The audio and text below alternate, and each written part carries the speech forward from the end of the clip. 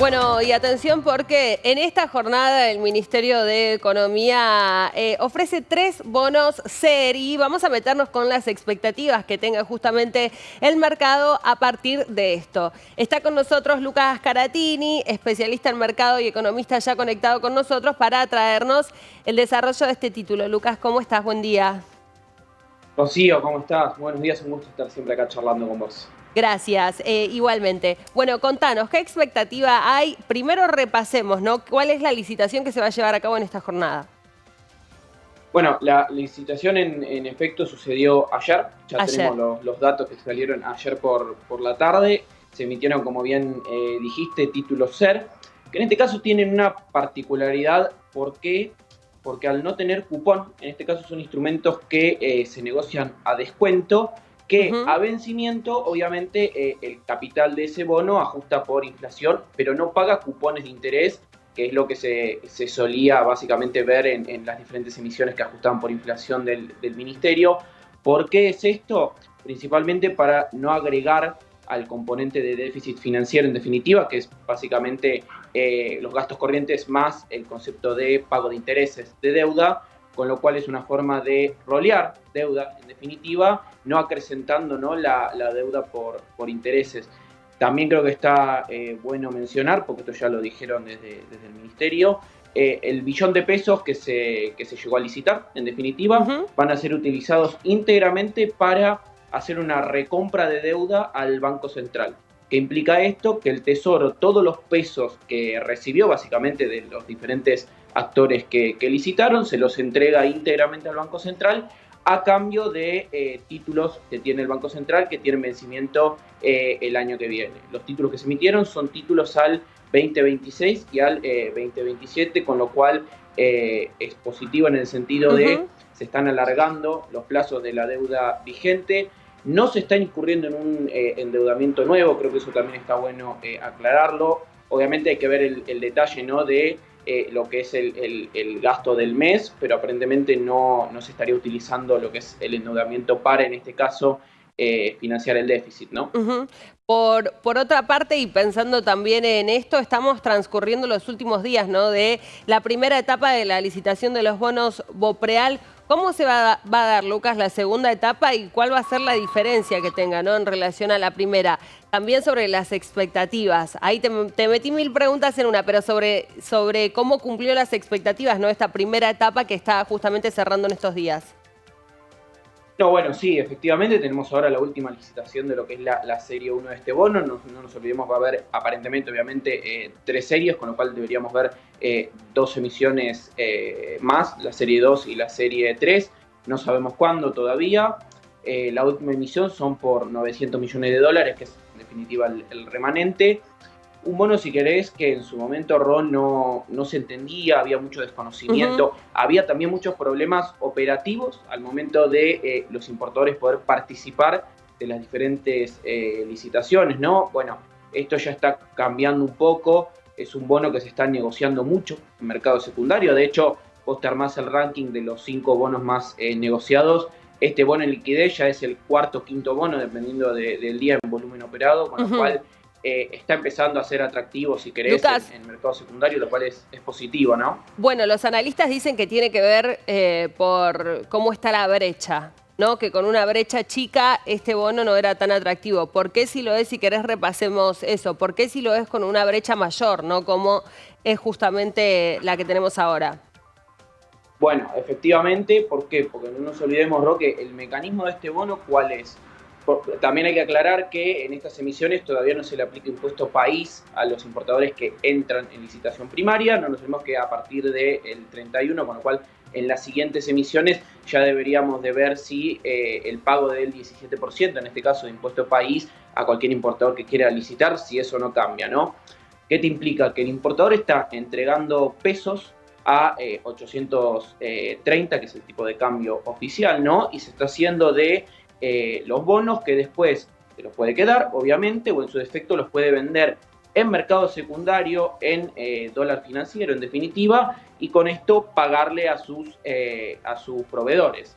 Ujú. ¿Por qué con una brecha baja no tenía mucho atractivo este bono? Porque en definitiva vos con el descuento que está operando este bono, que más o menos está operando a 69 centavos de dólar por nominal, te queda un tipo de cambio de alrededor de 1.200 pesos.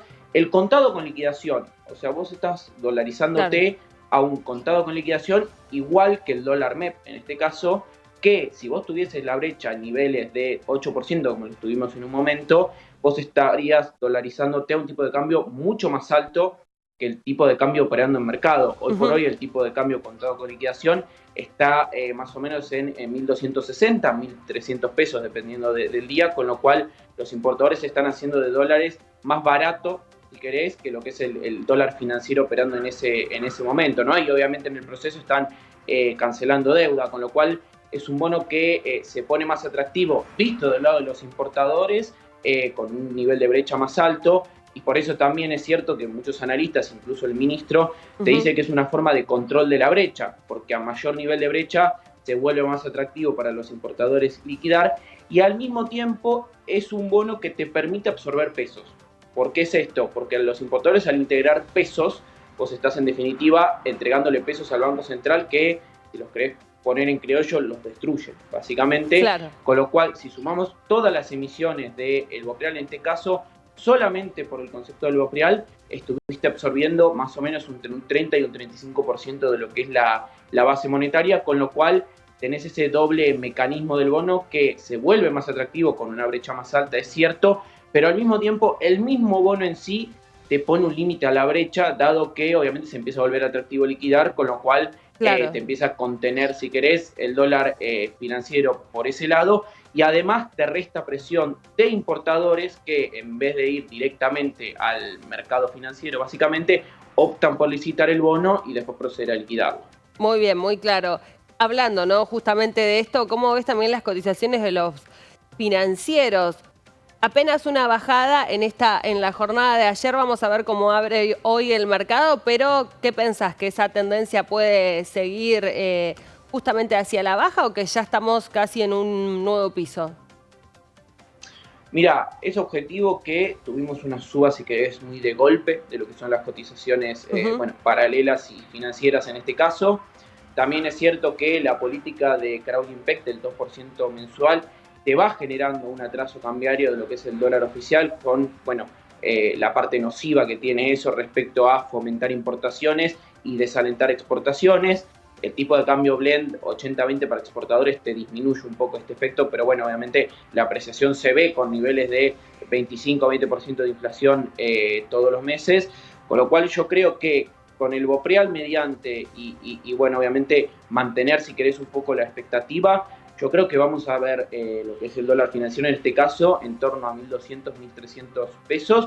Obviamente siempre y cuando se siga respetando, por un lado, el programa fiscal, básicamente cumplir con las metas de déficit financiero cero, en este caso, y que no haya, si querés, ruido desde el punto de vista político, ¿no? Qué ¿Qué implica difícil, esto? Lucas. Ver, Digo, una es jornada como difícil, hoy, obviamente, sobre por todo. eso yo creo que lo que suceda en el Congreso, porque aparentemente la ley en general va a salir, hay que empezar a ver, obviamente, no artículo por artículo, no nos olvidemos, son más o menos entre 500 y 600 artículos, hay que ver, obviamente, después de 2 días de arduas negociaciones en el Congreso, qué termina quedando finalmente, y obviamente no olvidarnos del DNU, que bueno, por lo pronto los artículos impugnados por la justicia es la parte laboral, si querés. Hay que ver que el resto del articulado obviamente quede en pie y que obviamente también no sea rechazado y sea ratificado por alguna de las cámaras en el Congreso, Hasta ¿no? que no se rechace, el DNU está vigente. Está vigente.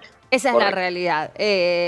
Sí, obviamente lo que vos decías, por ejemplo, lo que compete, incluso hubo un fallo reciente nuevamente que declaró la parte de la reforma laboral inconstitucional. Bueno, eso no, pero todos los otros puntos, por ejemplo, ¿no? Entre otros, digo, ley de alquileres, ya los contratos se están haciendo, bueno, como se planteaba, ¿no? Con este acuerdo entre privados, la actualización que planteen, ¿no? La duración que planteen también justamente como parte de ese contrato que realicen en definitiva dos particulares. Eso es cierto que todavía no se vieron bajas de precios, si querés, que bueno, obviamente Para con el nada. tema de la inflación que tenés, es difícil que veamos bajas nominales de precios, Sí se vio y hay ese objetivo, más oferta de departamentos disponibles en alquiler, ¿no? Obviamente hay que ver cómo se termina acomodando la realidad para ambas partes, porque obviamente una cosa es que el departamento esté ofrecido en alquiler, Y otra cosa es que lo se termine alquilen. efectivamente alquilando, correcto, pero bueno, por lo pronto lo que es oferta de unidades